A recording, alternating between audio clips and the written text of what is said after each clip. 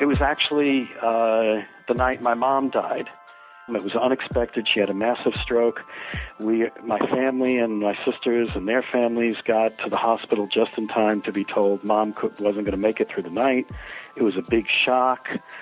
And then we were told to wait in the family waiting room outside the intensive care unit, and that was on the 4th floor, and Mom was on the ground floor, the emergency room. So we were told to go wait 5 minutes, no Mom, 10 minutes, 30 minutes, 40 minutes, no Mom. They essentially lost her. There was a miscommunication between the ER and the ICU. Nobody knew to go get her. So she was dying down there all alone for 40 minutes while we were waiting upstairs. And, eventually I screamed and kicked and cursed and got people's attention. They brought her up. And, a few hours later she did die. And after I went through the grieving process, I started connecting her death to what I was researching. And what I realized, a couple things.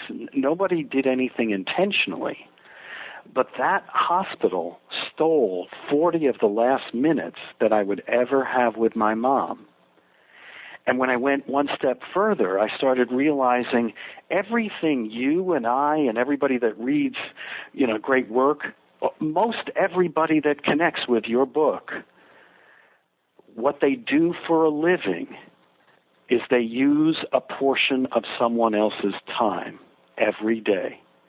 They use a portion of someone else's life. That was the better way I wanted to say it. Every day. We get this interview. You are using a portion of my life. I'm using a portion of yours in order to get both of our work done.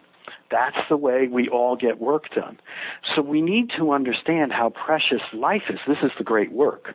I came to the big conclusion that probably the most important number in business is 1,440, that nobody ever talks about.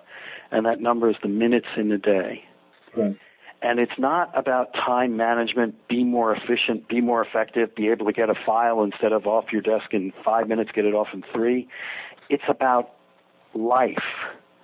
The reason why dealing with all of this stuff and being conscious and aware of how you use people's time and how you use your own time is because you never know if you're running a meeting that really was a waste of time, but you did it to cover your ass. You never know if somebody is sitting there in your meeting when they could have been home with their mom at the last 40 minutes of their mom's time. Or, your own sister or spouse or kids. You are constantly, the way you work, constantly stealing time from them.